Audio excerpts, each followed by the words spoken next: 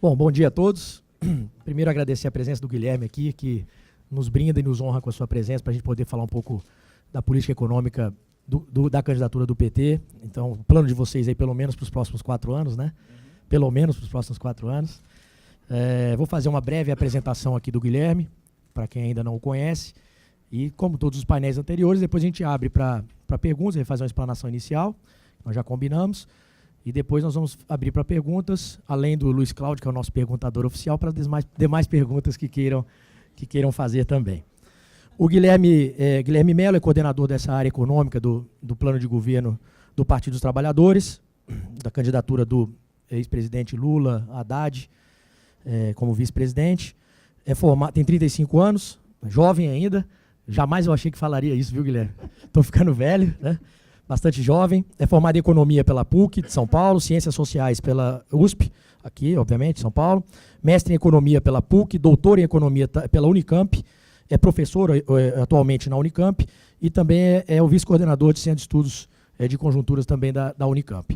Então está bastante balizado aí para poder falar de economia, você tem aí o tempo que você precisar para as suas considerações iniciais e, como eu disse, depois a gente abre para perguntas para a gente poder fazer um debate.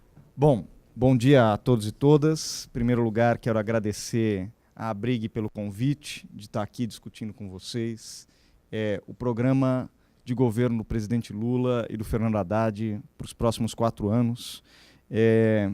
Para nós é uma grande satisfação discutir esses temas que nós achamos que são decisivos para esse momento crítico do Brasil, que o Brasil vive hoje, certo? Que, na verdade, a gente perdeu o rumo, perdeu o caminho do desenvolvimento nos últimos anos, e a gente agora precisa reencontrar o caminho do desenvolvimento, um caminho do desenvolvimento que signifique, na realidade, um país mais plural. Quer dizer, não dá para encontrar um caminho de desenvolvimento que não seja para 210 milhões de pessoas, que seja para um setor ou uma parcela pequena da sociedade. Então, eu vou tentar tratar aqui na minha fala inicial dos temas mais gerais, certo, do nosso programa de governo, qual é a nossa visão sobre temas que eu acho que são caros aqui a vocês da Abrig, e depois, eventualmente, nas perguntas, a gente pode entrar em temas mais específicos, de setores, aí fica a cargo de vocês me questionarem e a gente leva o debate para onde for necessário. Primeira coisa que eu acho que é importante ressaltar é que a visão do presidente Lula e do Fernando Haddad acerca da relação entre o público e o privado não é uma visão excludente. O que isso quer dizer? Eu costumo fazer a brincadeira que a relação entre Estado e mercado não é que nem você entrar num restaurante e pedir macarrão com mais molho ou menos molho, entendeu? A questão não é tanto o tamanho, a quantidade, mas as interações. Você tem países extremamente desenvolvidos que têm um Estado bastante grande. Isso é o caso clássico dos países europeus, principalmente do norte da Europa, certo? Que tem estados que equivalem a 40%, 50% do PIB. E você tem países desenvolvidos que têm estados que correspondem a uma porcentagem menor do PIB, como é o caso dos Estados Unidos ou outros países, certo? Ainda assim, as relações entre o Estado e o mercado é o que é relevante. No caso americano, por exemplo, a relação entre a indústria de defesa e todo o complexo industrial e inovativo é decisiva nos Estados Unidos, certo? Então a discussão aqui não é, aí eu já colocando aqui que eu assisti aqui a apresentação do Dávila, a nossa visão não é que há uma disputa, uma divisão da sociedade entre mercado, os que vivem no mercado e os que vivem do Estado. A questão é como fazer com que essa interação proporcione o desenvolvimento. Você tem vários modelos no mundo de relação Estado-mercado, com mais Estado, menos Estado, mas que proporcionam isso. As relações no Brasil, principalmente nos últimos anos, vêm sendo recessivas. Quer dizer, você tem uma relação entre o Estado e o mercado que não está promovendo o desenvolvimento. Então a ideia é retomar essas relações. Outra coisa que é um pressuposto importante é qual é o ponto de partida, né? O nosso ponto de partida não é um ponto de partida que implica na ideia de primeiro crescer e depois distribuir. Ou primeiro resolver o problema fiscal e depois o crescimento vem sozinho. Não. Na verdade, a nossa ideia é que a distribuição de renda ela impulsiona o crescimento e impulsiona o desenvolvimento. Ela é um motor, um dos motores centrais. E isso não é uma coisa teórica, isso ocorreu de fato no Brasil entre 2010 e 2014, pelo menos.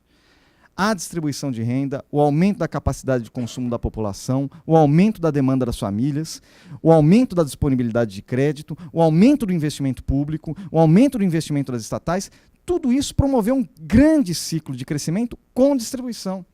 Então, não há uma dicotomia entre crescimento e distribuição. Certo? Primeiro cresce, depois a gente vê a distribuição. Não. A distribuição de renda é uma das alavancas do crescimento, na nossa visão. E também não há uma dicotomia entre, na verdade, a resolução do problema fiscal e a retomada do crescimento. Não é nossa lógica é que, sim, nós temos hoje um problema fiscal que nós não tínhamos há 3, 4 anos atrás, certo? Porque quando a gente fala da questão fiscal, é sempre bom lembrar que os governos do presidente Lula são um exemplo de responsabilidade fiscal no Brasil. Pegue os governos Fernando Henrique do PSDB. Você teve um aumento brutal do endividamento público e um dos maiores aumentos da história da carga tributária. Por um acaso, deformando a nossa estrutura tributária, que já era ruim. Certo? Aumentando impostos indiretos, impostos em cascata. Essa é a realidade do governo Fernando Henrique. A realidade do governo Lula, na verdade, é você não tem aumento de impostos e você tem, via formalização, via crescimento econômico, um fortalecimento da capacidade de investimento do Estado, certo? E a dívida pública, tanto a dívida líquida quanto a dívida pública, bruta, observaram a maior redução da história, certo? Nos governos do presidente Lula. Então, compromisso com responsabilidade fiscal, vocês estão falando com as pessoas certas, que fizeram e sabem fazer. Vamos pegar o caso aqui da cidade de São Paulo. O Fernando Haddad assumiu a prefeitura de São Paulo em uma situação financeira muito complicada, com baixíssima capacidade de investimento. Entregou como? Com investment grade. Entregou com crescimento do investimento público e investment grade. Certo? Com uma capacidade financeira muito melhor do que pegou. E isso em um momento recessivo, hein? Não é que ele pegou a Prefeitura de São Paulo no grande momento de crescimento econômico, não. Então, são pessoas que têm esse compromisso. Mas esse compromisso com a responsabilidade fiscal não vem descasado com o compromisso com a responsabilidade social. A nossa visão é que, se você construir as condições de retomada do crescimento econômico, as condições de retomada do desenvolvimento inclusivo, vai ficar muito mais fácil você resolver os problemas fiscais e os problemas como, por exemplo, a Previdência. A Previdência, é verdade, hoje tem um déficit crescente, é verdade. Em grande medida, porque você tem 13 milhões de desempregados. 27 milhões de pessoas subutilizadas no mercado de trabalho. Uma porcentagem enorme de pessoas que simplesmente deixaram de procurar emprego. Todas essas pessoas não contribuem mais para a Previdência. Portanto, uma das soluções é a retomada do crescimento, a retomada do emprego, que facilita o debate sobre reforma da Previdência, sobre reforma fiscal, etc, etc. Eu vou trazer aqui alguns elementos mais gerais do nosso projeto, que eu acho importante sublinhar, e aí a gente já abre para as discussões. Primeiro elemento geral, o Brasil não pode esperar. Essa ideia de que você fazendo uma reforma da Previdência, você vai resolver o problema fiscal, que é uma insanidade em si, porque a Previdência é uma coisa de longo prazo, certo? Você não vai resolver o problema fiscal hoje, que a gente tem hoje, reformando a Previdência, certo? Você pode minimizar os impactos ao longo do tempo, mas o problema fiscal hoje não se resolve assim. Mas essa ideia de que você vai reformar a Previdência, resolver o problema fiscal e depois o crescimento vai vir, ou seja, que você vai fazer o ajuste fiscal, que é um ajuste recessivo, na verdade, de corte de investimento, corte de gasto público, etc. E que aí o investidor privado vai falar, que gostoso, agora eu quero investir. O investidor privado ele precisa de perspectiva de demanda. Ele precisa saber que ele vai investir hoje e amanhã vai ter quem compre o produto dele. Certo? Então, a nossa concepção é que você precisa de um plano emergencial de retomada da atividade e de retomada do emprego. Esse plano emergencial de retomada do emprego consiste fundamentalmente em retomada de uma série enorme de obras que estão paradas por esse governo Temer-PSDB, certo? Minha Casa Minha Vida, reformas em hospitais, são milhares de obras paradas. E olha o tamanho do desemprego na construção civil. Se você conseguir retomar essas obras, retomar o emprego na construção civil, que se localiza principalmente nas cidades onde está o maior problema, certo? Nos centros urbanos, onde está o maior problema, você consegue dar emprego e renda para as pessoas, melhorar a infraestrutura social e a infraestrutura urbana, o que você tem ganhos de produtividade, essas pessoas vão passar a contribuir com a Previdência, vão passar a pagar os seus impostos, vão ter acesso novamente a crédito e a roda da economia vai voltar a girar. Então, um primeiro passo evidente é você retomar emprego e renda. Mas isso não basta. Isso é um programa emergencial que precisa vir com uma série de outras reformas. Por exemplo, não basta ter emprego e renda e não ter acesso a crédito. O crédito no Brasil hoje é proibitivo para empresários e para consumidores, certo? Só vai tomar crédito quem está enforcado. Só cai no cartão de crédito, no cheque especial, quem não tem condição de pagar. Quando em outros países do mundo, o crédito, quando você ganha o acesso ao crédito, é uma grande alegria, porque você vai conseguir ampliar sua capacidade de consumo. Hoje, quando você ganha acesso a crédito, é porque você não tem mais capacidade de consumo e ele vai tirar ainda mais a sua capacidade de consumo. Isso precisa ser alterado. A nossa proposta é a seguinte: nós temos um sistema cartelizado bancário. A gente sabe disso. São 5 grandes bancos, 2 públicos, 3 privados. Hoje, o que o governo atual fez foi pegar os 2 bancos públicos e falar: se comportem igualzinho o cartel privado. Certo? Não se comportem como bancos públicos, se comportem igualzinho o cartel privado. E aí, obviamente, você tem uma escassez de crédito na economia, um encarecimento enorme do crédito na economia.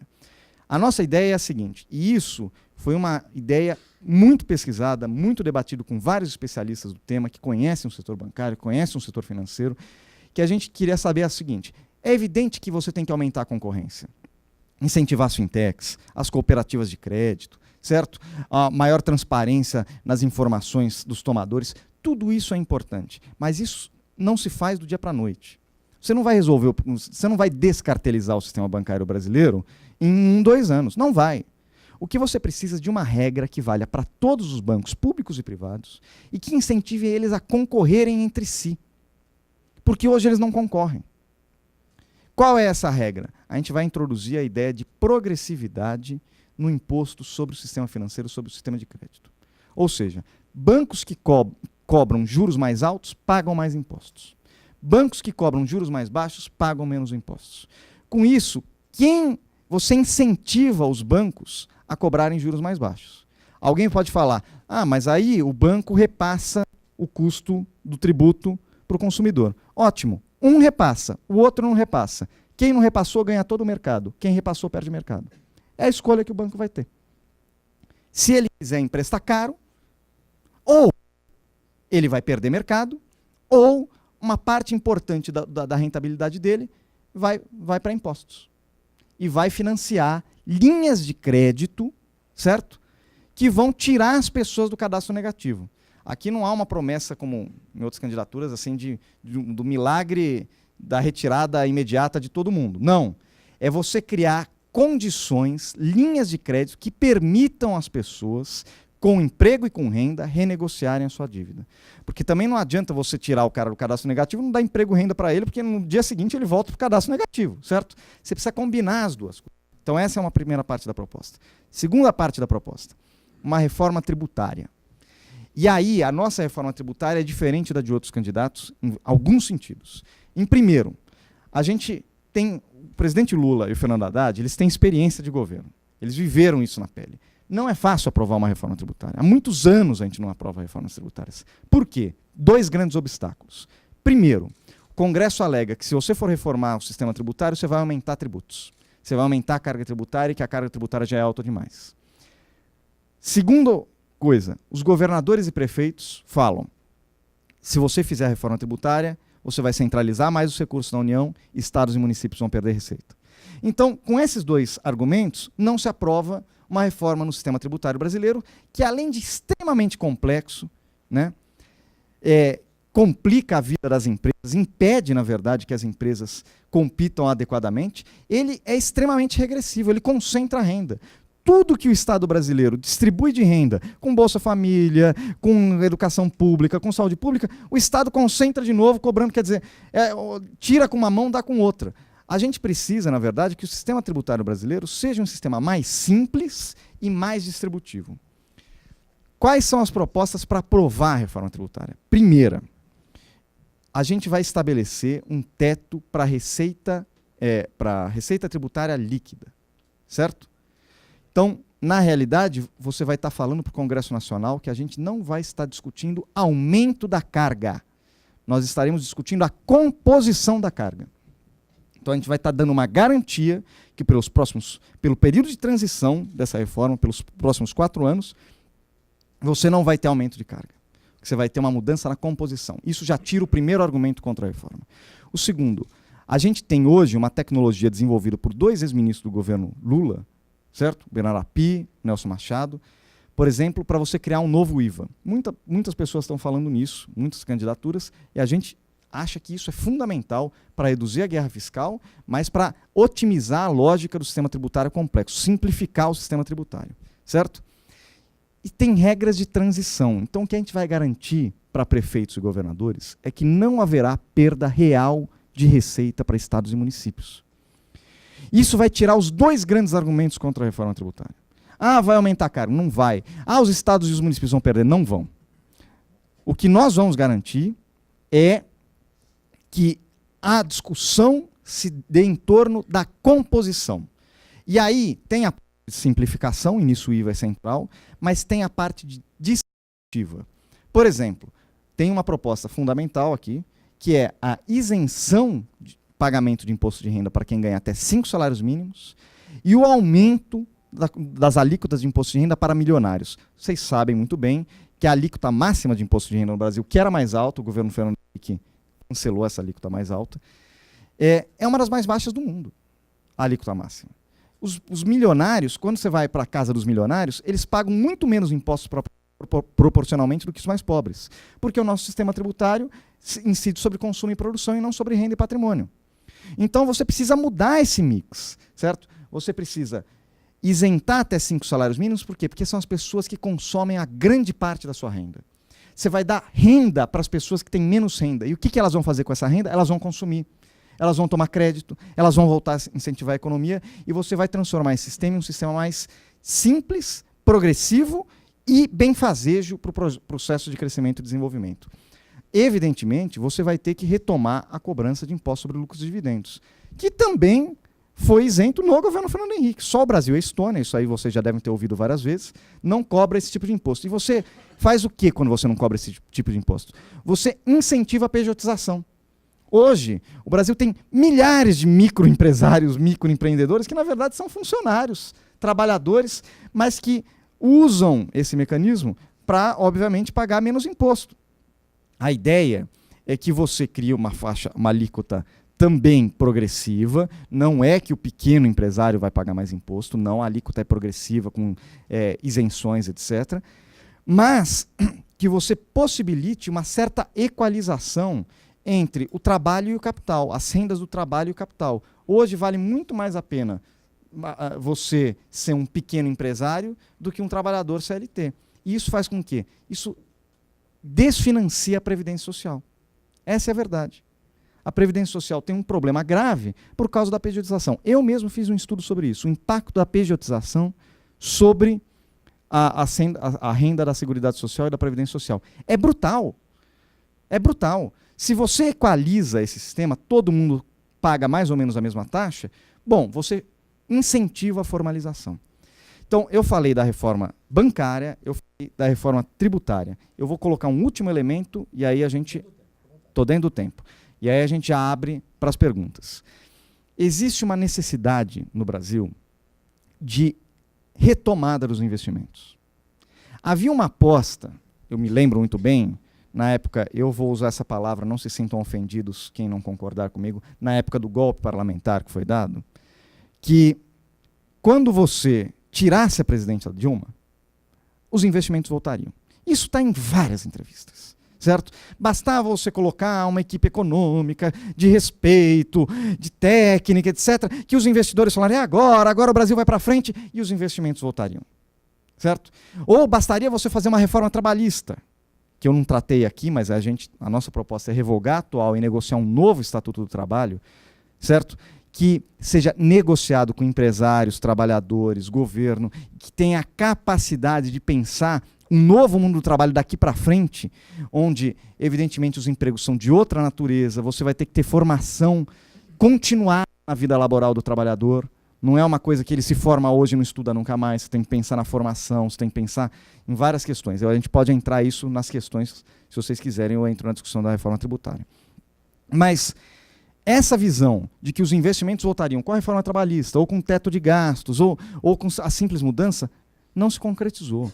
A verdade é que você precisa de alguma fonte do que a gente chama, nós economistas chamamos de demanda autônoma, que vá à frente, certo? Que não dependa imediatamente da demanda atual, que ela gere demanda no futuro, certo? E quem tem capacidade de fazer isso, de organizar essa fonte de demanda autônoma, é o Estado. O Estado está muito constrangido fiscalmente hoje, seja pelos problemas da baixa arrecadação, do alto déficit, quanto pela emenda constitucional 95, que eu vou abrir um rápido parênteses aqui, é uma loucura essa emenda constitucional 95. Não existe no mundo, eu desafio qualquer pessoa a me mostrar um exemplo no mundo que constitucionalizou uma regra fiscal de diminuição do tamanho do Estado durante 20 anos, porque é disso que se trata a emenda constitucional 95. O tamanho do Estado brasileiro, e a gente tem todos os cálculos, e o Bradesco fez esses cálculos, inclusive, não é somos só nós, vai diminuir para um tamanho de Estado parecido com os países africanos. Certo? E, obviamente, a Constituição de 88, que prevê educação pública, saúde pública, transporte público, habitação, esqueça isso. A emenda constitucional 95 anula a Constituição de 88. Essa é a verdade. Certo? Então, isso precisa ser revisto. Mas é evidente que você não vai ter, num primeiro momento, uma quantidade de recursos extraordinária para fazer investimento público pela situação fiscal que o Brasil vive hoje. Então, você precisa encontrar, mais uma vez, uma solução inteligente. Assim como a gente pesquisou muito para encontrar a solução para a reforma tributária, uma tecnologia política, econômica, que permita a aprovação de uma reforma tributária que mude a composição dos impostos. Assim como a gente pesquisou muito uma tecnologia que permita a concorrência do sistema bancário, nós pesquisamos uma tecnologia que permita a retomada do investimento em infraestrutura para o Brasil sem onerar diretamente a parte fiscal. Qual é essa tecnologia? É a criação de um fundo de investimento em infraestrutura, composto por uma pequena parte das reservas internacionais. E aí é pequena. Por que essa pequena parte? Porque, na realidade, a gente pegou um estudo do FMI, certo? Insuspeito de ser bolivariano, certo? Não é... A gente pegou um estudo do FMI e falou assim, qual é o critério mais rigoroso que eles têm para a cobertura de reservas cambiais? Ou seja, qual é o máximo, o mínimo que um país precisa ter sob o critério mais rigoroso? A gente descobriu que mesmo sobre o critério rigoroso nós temos excesso de reservas. E essas reservas têm um custo fiscal para o Estado. Né? É um seguro importante, mas que tem custo. O que a gente está propondo não é vender reservas, isso tem que ficar muito claro. O que a gente está propondo é constituir um fundo de investimento, com uma pequena parte das reservas. As verbas que estão paradas no BNDES sem ninguém pegar emprestado, que agora o BNDES fica devolvendo para o Tesouro para pagar juros, quando na verdade precisa financiar, o BNDES tem uma função fundamental de financiar o desenvolvimento e a infraestrutura, e inclusive participação do setor privado, que esteja interessado em investidores privados. A gente monta esse fundo, certo? Maravilha, é a última ideia que eu estou aqui.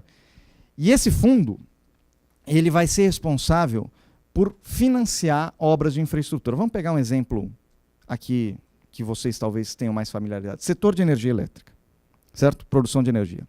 Nós sabemos do enorme potencial que tem a energia solar e eólica no Brasil, certo? Elas, inclusive, atualmente estão mais baratas que as outras fontes de energia.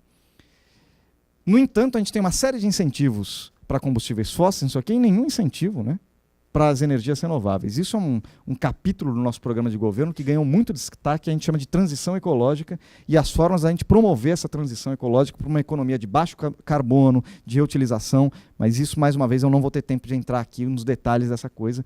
Está lá no nosso programa, é uma questão central para a gente. Mas vamos pegar o caso de energia solar. Por que a gente não pode financiar a instalação de uma indústria, de uma empresa de construção de painéis, baterias solares aqui no Brasil, certo? Utilizando esse fundo, certo? E trazendo máquinas, equipamentos, eventualmente até painéis solares, para você fomentar pesquisa, ciência, tecnologia e emprego aqui no Brasil. Certo? Você tem um campo enorme para avançar aí e muito pouco recurso. Esse fundo ele vai escolher os bons projetos de investimento que tenham retorno praticamente garantido, certo? Que tenham impacto sobre geração de emprego, redução da vulnerabilidade externa, geração de novas tecnologias, e vai escolher esses projetos e vai financiá-los adequadamente, certo? Então, você não vai estar vendendo a reserva. O que você vai estar fazendo é tirar esse dinheiro de título do Tesouro Americano, que está financiando lá o Trump a 2% ao ano, e colocar esse dinheiro em títulos de infraestrutura privados aqui no Brasil, que vão estar financiando obras de infraestrutura que vão aumentar a nossa competitividade, que vão gerar emprego e que vão gerar uma melhoria na situação econômica brasileira, certo? Então você vai redirecionar uma parte das reservas para esse tipo de financiamento. Ela continua sendo um ativo público, só que em vez de ser um ativo em título do Tesouro Norte-Americano, passa a ser um ativo em título privado de infraestrutura com bons projetos no Brasil. E aqui, e eu encerro por aí, eu comecei falando que não há uma visão de competição, certo, entre mercado e Estado.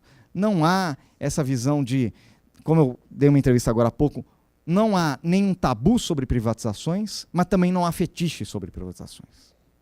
Certo? Da mesma forma, sabem quem fez a lei das PPPs? Foi o governo Lula. Sabe quem redigiu e elaborou a legislação? Foi o Fernando Haddad. Então são duas pessoas que não têm essa questão de não, capital privado aqui, longe disso. A questão é a interação, certo? Então, esses projetos de infraestrutura vão ser construídos conjuntamente entre o setor público, que tem um papel fundamental em incentivar a construção dessa infraestrutura, e o setor privado, que vai participar desses projetos e vai se beneficiar desses projetos. Né? Essa relação entre o público e o privado é central na estratégia de desenvolvimento brasileira. Há boas PPPs que resolvam os nossos gargalos estruturais, sejam adequadamente financiadas e sejam bons projetos, projetos que não vão parar no meio do caminho, falhas e não sei o quê, são fundamentais para a gente retomar o crescimento e a melhoria da infraestrutura brasileira. Eu já falei bastante, eu queria aqui passar esse recado do Fernando Haddad, do presidente Lula, que a ideia é retomar o caminho do desenvolvimento, mas não é só uma retomada do que veio antes. É pensar em soluções novas, inovadoras, para enfrentar os problemas que historicamente o Brasil enfrenta. O problema do crédito, do financiamento, o problema da estrutura tributária, o problema do financiamento à infraestrutura. São todos problemas históricos no Brasil e que nós precisamos de soluções novas, mas que se comprometam com a ideia de desenvolvimento social e ambientalmente sustentável. Não vai ser destruindo o Estado brasileiro, desconstruindo o Estado brasileiro, que simplesmente o desenvolvimento vai aparecer como que por mágica. Não, vai ser da interação entre o setor público e o setor privado que a gente vai construir, de novo, um novo caminho e um novo modelo de desenvolvimento. É isso, obrigado.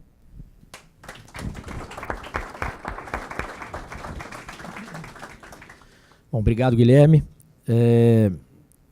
Vou abrir para as perguntas, né, Luiz Cláudio? Nosso diretor do Rio de Janeiro, que, como eu disse, é o nosso perguntador oficial. Se já quiser fazer a primeira, e depois os demais também, eu também já fiz uma pequena relação aqui para a gente conversar. Luiz, você pode abrir? Como o seu governo pretende promover a melhoria da eficiência energética, do uso e reuso da água e ampliar o saneamento ambiental em todos os municípios? Obrigado pela pergunta. Acho que é um tema fundamental, porque o saneamento no Brasil tem avançado muito lentamente. Certo? E ele é fundamental para várias áreas, não é só para gerar emprego, porque ele gera muito emprego, ele gera, por incrível que pareça, tecnologia. Se você fizer pesquisa, você consegue desenvolver tecnologias para a questão da reutilização da água, do tratamento, etc.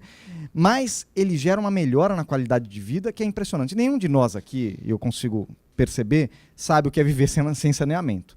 A gente tem dificuldade até de imaginar o que é isso, né?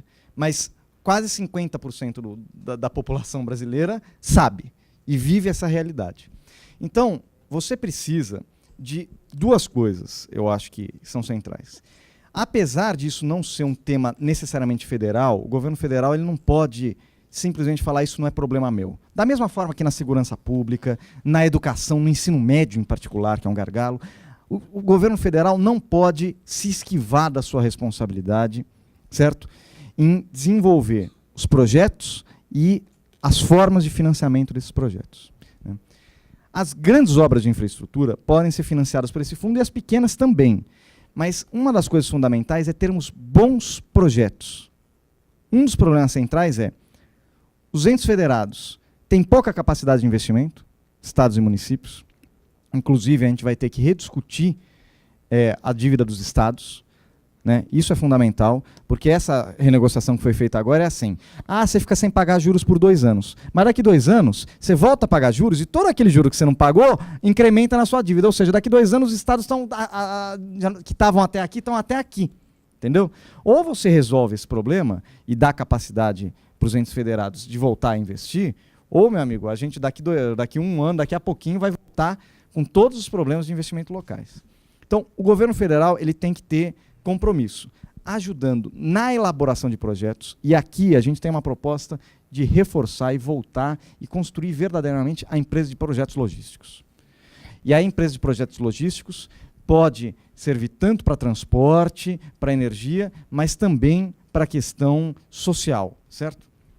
Você tem que ter bons projetos que sejam detalhadamente financiados. Você precisa mudar a lógica de organização do Estado, porque um segundo problema às vezes você tem o projeto, mas você não consegue a aprovação do órgão ambiental, você não consegue a aprovação daqui, você não consegue... Tudo isso, o Estado é montado para controlar e não para executar. Para cada executor, você tem 10 controladores que ganham um salário que é o dobro do executor. E o executor está morrendo de medo de assinar alguma coisa, porque se ele assinar, ele vai amanhã o Ministério Público vem amanhã nele e ele vai ter que se defender sozinho. Certo? Então, o que você precisa fazer? Reformar o Estado, a burocracia do Estado, para que os órgãos de controle controlem, previnam, porque hoje os órgãos de controle atuam depois, a posteriori muito, previnam e trabalhem junto com os órgãos de execução para viabilizar a execução e não para impedir. Certo? Os órgãos de controle eles têm que controlar, prevenir e viabilizar a construção. Então, para isso, você precisa também reformar a estrutura do Estado, né, para que esse Estado tenha uma característica muito mais dinâmica do que a atual. Inclusive, revendo 8666, tem uma série de questões aí que estão no programa que eu não vou ter tempo de entrar, mas que são importantes. E, por fim, construindo os mecanismos de financiamento. Estados e municípios podem pegar, inclusive, financiamento fora. Por exemplo, você pode pegar financiamento no BID, no CAF, né, em bancos de fomento e investimento que podem te ajudar a resolver esses problemas. Agora, para isso, você precisa ter condições técnicas e financeiras. Então, na própria reforma tributária, você precisa pensar no financiamento dos entes federados e em como o governo federal pode auxiliar na construção de garantias, na construção de crédito, certo? Para que esses entes consigam pegar esse crédito e fazer as suas obras. Então, são essas 3 coisas. A regulação, os projetos, a estrutura do Estado e o crédito. Se resolvendo essas 3 coisas, o governo federal vai ter um papel certamente decisivo nisso. Não dá para deixar na mão do Estado e município. Muito obrigado. Bom, eu vou aproveitar aqui uma parte da sua fala. Você falou sobre o cartel dos bancos, você usou essa expressão do cartel dos bancos. Então, que uma reforma bancária, tributária, né, começaria talvez por uma reformulação dos juros, da taxação dos juros bancários. Se vocês partem do princípio que é um cartel, funciona essa ideia de tentar controlar um cartel? Né? Eles não pode haver um entendimento entre eles para todos cobrarem o mesmo juro, portanto terem a mesma tributação? E isso, valendo isso, a ideia de vocês, então, é colocarem os bancos públicos para puxar essa competição, é isso? É uma ótima pergunta. Eu acho que essa pergunta é bom esclarecer. É evidente que os bancos públicos precisam voltar a se comportar como bancos públicos e não como um cartel privado, certo? Isso quer dizer tirar a rentabilidade dos bancos públicos, complicar financeiramente os bancos públicos? De forma alguma. Os critérios têm que ser rigorosos, tem que ser para manter a estabilidade e o financiamento adequado dos bancos públicos. Só que eles vão ter um incentivo a concorrer. Essa é a novidade. Todos os bancos vão ter. Mas se os bancos privados combinarem entre si e falarem, não, nós não vamos concorrer, nós vamos ficar aqui na taxa mais alta, vamos repassar tudo para o consumidor, o banco público ele não precisa participar dessa combinação. Ele tem um incentivo. Se ele concorrer, ele vai pegar os melhores clientes, oferecendo juros mais baixos, ainda tendo uma rentabilidade muito alta, e quem vai perder mercado vão ser os bancos privados. E aí é uma escolha. Ou você perde mercado, ou você concorre. Você vai estar diante. O que é concorrência? No fundo é isso. Se você não quiser topar concorrer, ótimo. Você vai ou perder rentabilidade porque vai ter que pagar mais imposto, ou perder mercado porque vai repassar esse imposto. A escolha é sua. Ah, eu não quero nenhum dos dois. Eu não quero perder mercado e nem perder rentabilidade. Então vá concorrer. Então vá concorrer com os outros bancos. Então os bancos públicos, sim, eles vão passar a se comportar como bancos públicos, que têm estabilidade financeira, certo? Não é uma questão de destruir a rigidez financeira dos bancos públicos. É uma questão de que eles passem a se comportar como os bancos públicos que gerem fomento, incentivo e concorrência no sistema bancário cartelizado de hoje. Todos, eu sou Maurício Steinoff, da Confederação Nacional de Dirigentes Lojistas. A minha pergunta e a minha crítica aí vai para todos os partidos, pelo menos os grandes partidos que desde a época do fim do regime militar passaram pelo poder. Aí o PMDB, o PFL na época, o PSDB, o PT, enfim. E eu sou empresário desde a época que o presidente ainda era o Figueiredo, e nós notamos que a reforma em relação à carga tributária, ela praticamente dobrou de lá para cá. O discurso é sempre o mesmo, precisamos fazer uma reforma tributária. E mais ainda, de lá para cá, nós tivemos um aumento nas obrigações acessórias, onde você aumentou a eficiência do fisco e não deu uma contrapartida diminuindo as alíquotas, até porque a gente sabe que na alíquota de imposto, uma parte é para você fiscalizar e administrar, as informações são todas eletrônicas, enfim, a Receita... Aliás, a Receita sabe antes de eu receber a mercadoria, que o fornecedor já me encaminhou aquela mercadoria, então a questão da evasão fiscal ou da sonegação diminuiu muito. A minha pergunta, e aí vale para todos os partidos, é a seguinte: como é que dá para acreditar nesse discurso que se repete a cada 4 anos por todos os partidos, e o que a gente nota é exatamente o contrário? É um poder cada vez maior para o fisco, um poder cada vez maior para o Estado, e o pequeno empresário, para quem não sabe, quem fatura acima de R$81.001 ao ano, até R$300 milhões por ano, tem as mesmas obrigações. Então, não é porque está no Simples, ou lucro real, ou, enfim. É isso aí. A minha pergunta é essa: como é que a gente pode acreditar e como é que a gente pode ter a garantia que o seu governo pretende fazer isso? Aproveitando o gancho, fazer um complemento também. Eu acompanho o Congresso há 17 anos. Todas as reformas tributárias, micro, mini reformas que aconteceram, ou reformas maiores, nada mais é do que um remanejamento, na verdade, né? Você tira de um determinado segmento, coloca em outro segmento, e ao final do processo, invariavelmente, a União ou o Tesouro sai ganhando, né? Então não houve reforma tributária no Brasil, que eu tenho acompanhado, que tenha reduzido a carga tributária. Quando o senhor, você me permite chamar de você? Quando você fala da sua reforma tributária, do Partido dos Trabalhadores, aí você trouxe um aumento da carga tributária bancária, para quem não tiver essa adesão da competição, então os juros vão ser maiores para quem não baixar a sua taxa. A tributação dos mais ricos, né, que hoje pagam realmente muito mais do que os mais pobres proporcionalmente, mas é um aumento, é uma majoração de carga para os mais ricos. Tributação de PJ, então uma tributação que hoje não existe, então seria uma majoração de tributação. E aí, pegando o gancho na sua pergunta, essa reforma realmente reduz carga tributária ou é um remanejamento que a gente vai acabar tendo na sua totalidade uma carga ainda maior do que a gente tem hoje? Duas boas perguntas. Primeiro, vou focar na questão de por que acreditar que agora vai ser. É verdade que ao longo do tempo a carga tributária aumentou muito, certo? Se você pegar da década de 90 para cá, o governo Fernando Henrique assume com uma carga tributária em torno de 27% e entrega com mais de 32%. Hoje a gente está em 32,5%, a gente está naquele mesmo patamar. Esse aumento de carga tributária desorganizou, inclusive, o já desorganizado sistema tributário brasileiro, certo? Ainda mais. Então, ali sim, nesse período, houve um forte aumento da carga tributária. E é só olhar os dados, não precisa acreditar em mim, não. É só olhar os dados quando houve o mais forte aumento da carga tributária.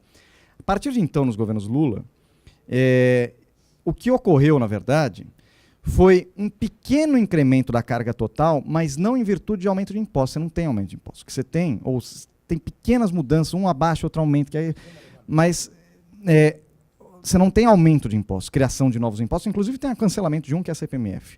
O que você tem é aumento da arrecadação tributária em decorrência do aumento da formalização. A formalização faz com que as pessoas paguem mais imposto, inclusive contribuam mais para a Previdência, e esse aumento da formalização e a geração de empregos aumenta a capacidade de arrecadação do Estado. O que a gente está falando aqui, e é fundamental, é o seguinte: por que acreditar que a reforma tributária vai sair agora? Fundamentalmente porque nós estamos dando as garantias, nós daremos as garantias que, digamos assim, permitem que esse tema avance. Repito, esse tema não avança no Congresso Nacional e na sociedade por dois grandes motivos. Primeiro, porque as pessoas acreditam que vai majorar a carga tributária, no final das contas, e porque as pessoas acreditam que vai beneficiar a União em detrimento dos estados e municípios. Essas duas garantias vão ser dadas no primeiro dia, certo? Estabelecendo um teto para a carga tributária líquida, certo? Que permita você, eventualmente, recompor. O que isso quer dizer? A gente tinha 34, agora a gente tem 32. Alguma recomposição de carga você vai ter que ter. E é importante que tenha, mas para combater o problema fiscal. Mas essa recomposição, ela precisa ser feita pensando muito mais na estrutura do que na quantidade de impostos, certo? Então, é verdade que você vai ter tributação sobre grandes heranças, certo? Heranças que hoje é muito baixa no Brasil. Você vai ter a tributação sobre distribuição de lucros e dividendos. Agora, você vai ter a isenção para pessoas até 5 salários mínimos, certo? Você vai ter uma série, vai ter uma redução no imposto de renda pessoa jurídica, que isso também é consenso. Você vai ter que reduzir o imposto de renda pessoa jurídica até para equalizar, porque você está criando a distribuição de lucros e dividendos. Então, quem quiser distribuir lucro e dividendo vai ter que pagar. Agora, se você quiser reinvestir, você vai pagar menos também, certo? Então, você vai criar algumas coisas que aumentam e outras que abaixam. No final, a carga vai se manter razoavelmente, basicamente constante, com um limite máximo. Você não vai passar daquilo, certo? O problema não é o tamanho da carga. O problema é a composição da carga. O que a gente quer mudar é a composição da carga tributária.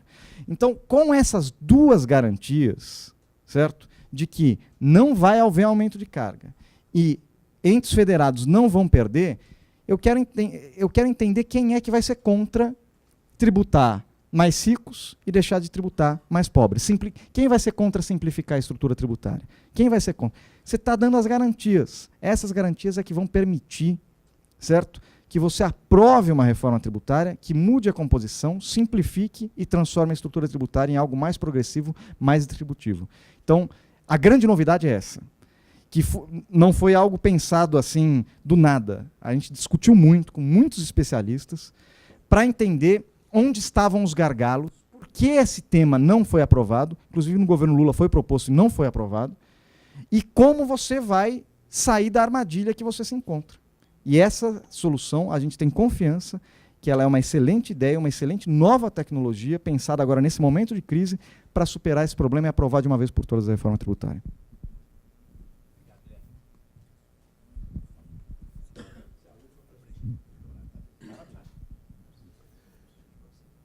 Bom dia, meu nome é João Botelho e sou da Associação Nacional dos Funcionários do Banco do Brasil. Eu gostaria de aproveitar a presença do professor para esclarecer um aspecto que nos preocupa e, aliás, reforçar a ideia de credibilidade abordada pelo representante. Se nós temos duas premissas, duas coisas que identificamos agora como sendo basilares para dar credibilidade e e conseguir do Congresso a aprovação da reforma tributária, aliás, que é o cancro da economia brasileira, a minha pergunta é, professor, com todo o respeito e com toda a questão da credibilidade, por que não usamos essa expertise, ou até como abordado por você, hoje, tecnologia, por que não usamos isso antes para o convencimento do Congresso? Vocês querem? Eu sei que tem uma outra pergunta. Vocês querem? Faz a última esse bloquinho? Tá, faz um. Bastante breve. Obrigado, Marcelo. Então, primeiro, cumprimentar o Guilherme pela clareza, pela exposição que fez. Meu nome é Leonardo Zilli, eu sou do setor de combustíveis. Tem uma pergunta tentando explorar um pouco esse momento que nós vivemos de preços de combustíveis, essa discussão toda que está em voga e os desdobramentos disso para um próximo governo a partir de janeiro de 2019. Como é que a equipe do presidente Lula e do presidenciável Fernando Haddad enxergam a questão da formulação de preços de derivados da Petrobras, qual o tratamento proposto para os próximos anos, tá? E se for um modelo, aí já uma hipótese, né? Se for um modelo de controle, eventualmente algo assim, se isso também se aplicaria a outras commodities estratégicas como soja, milho, carne, como é que vocês enxergam essa questão?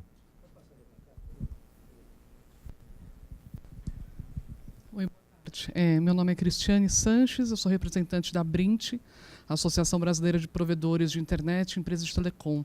Minha dúvida é com relação a essa recomposição de carga, né? Um receio que nós temos é que o fato de não se tomar como base o modelo previsto pelo Centro de Cidadania Fiscal, você deixa em aberto a questão de setores-chave, como telecom, né, com relação ao imposto monofásico seletivo, né? Então, como que ficaria essa recomposição de carga para não sobrecarregar esses setores-chave da economia relacionada à infraestrutura propriamente? Legal. Eu vou responder na ordem. Se eu esquecer alguma coisa, vocês me lembrem, tá? Primeira questão, por que não se valeu dessa tecnologia antes? Fundamentalmente porque ela não existia. Ela não tinha sido pensada ainda. E o momento de crise tem essas coisas. Quando você chega no momento de crise, no impasse, quando a coisa está indo bem, você vai tocando.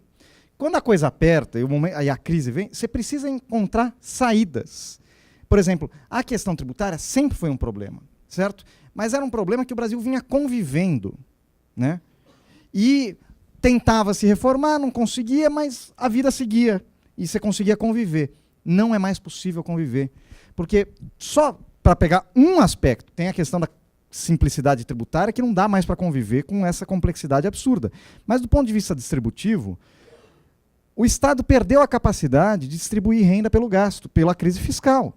Então você precisa encontrar uma forma de distribuir renda que não seja via aumento de gastos, ou um aumento muito recorrente de gastos. E isso é pela estrutura tributária, que concentra a renda. Então, essa questão ficou premente e a gente foi quebrar a cabeça, conversar com um monte de gente para entender qual seria a solução, porque não é uma solução meramente técnica. A reforma tributária não é uma discussão puramente técnica, é uma discussão política também.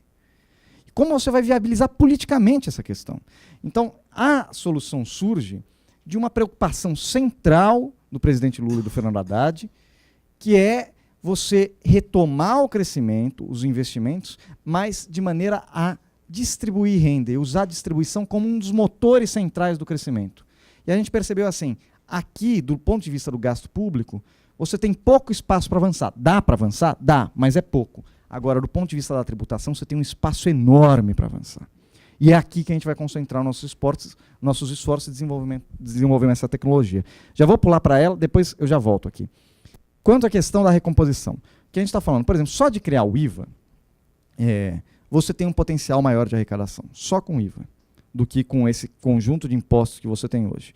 Por uma questão de fiscalização, de simplificação, etc., você tem um potencial maior de arrecadação. Mais do que o IVA, só que isso vai ser feito gradualmente, né? Não vai ser feito de uma vez por todas. Não só o IVA, você tem, por exemplo, imposto de tributação sobre lucros e dividendos. com uma alíquota progressiva em torno de uma média de 15, isenções, etc., você tem um potencial de arrecadação de 60 bilhões.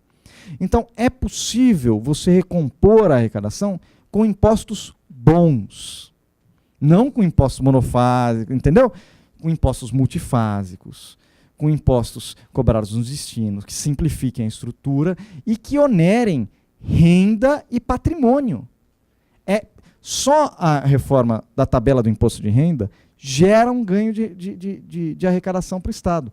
Só que o que a gente vai garantir é que esses ganhos vão ser compensados com redução de alíquotas, redução de alíquotas sobre consumo, de alíquotas sobre produção, certo? Simplificação, garantindo que a carga tributária se mantenha, que a carga tributária alíquota se mantenha constante. Então, a gente vai garantir a recomposição, né, com impostos, com melhoria da composição de impostos, com impostos progressivos, com impostos simplificados, que não onerem, evidentemente, setores centrais como infraestrutura. Última questão, política de preços da Petrobras e dos combustíveis. Nós entendemos que aqui a gente tem que ter um olhar muito claro sobre qual é a realidade do Brasil no mercado de derivados, no mercado de combustíveis internacionais. Primeiro, você tem uma Petrobras, não é pouca coisa. Quantos países do mundo tem uma Petrobras? Ah, então você vai congelar? Não, ninguém está falando em congelamento de preço. O que eu estou falando é o seguinte, eu não preciso adotar uma estratégia de precificação de uma empresa, de uma pequena empresa privada, que é de reajuste diário de combustível. Isso só faz lógica, só tem alguma lógica você adotar essa política que foi adotada hoje, se você quer vender a empresa. Porque aí você aumenta a lucratividade da empresa, aumenta o valor das ações e depois vai vendendo em pedaços a empresa. Vai privatizando a empresa, que é o projeto do governo Temer-PSDB. Nós entendemos que a Petrobras tem uma importância central no nosso projeto de desenvolvimento, mas, exatamente pela importância central, ela tem que ser mantida fiscalmente saneada. Quer dizer, ela tem que ter potência financeira para realizar os investimentos. Isso quer dizer o quê? O preço do combustível ele precisa ser um preço que remunere adequadamente a Petrobras, mas que não seja absolutamente volátil, que qualquer mudança no câmbio, qualquer mudança na precificação do barril internacional, você mude diariamente esse preço.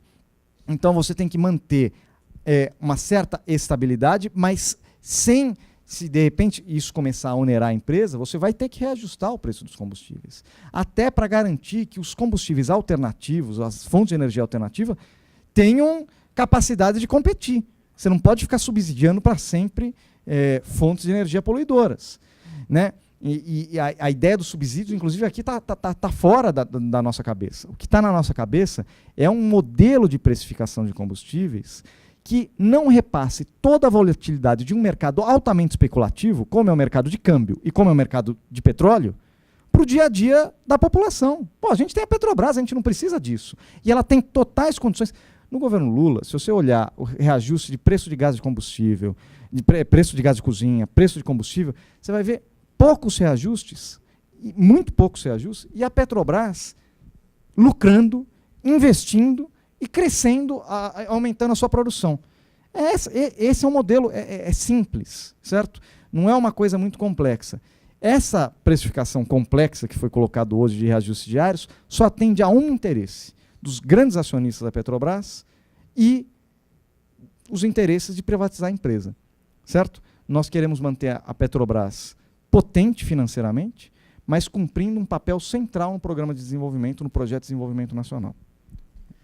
Obrigado, Guilherme.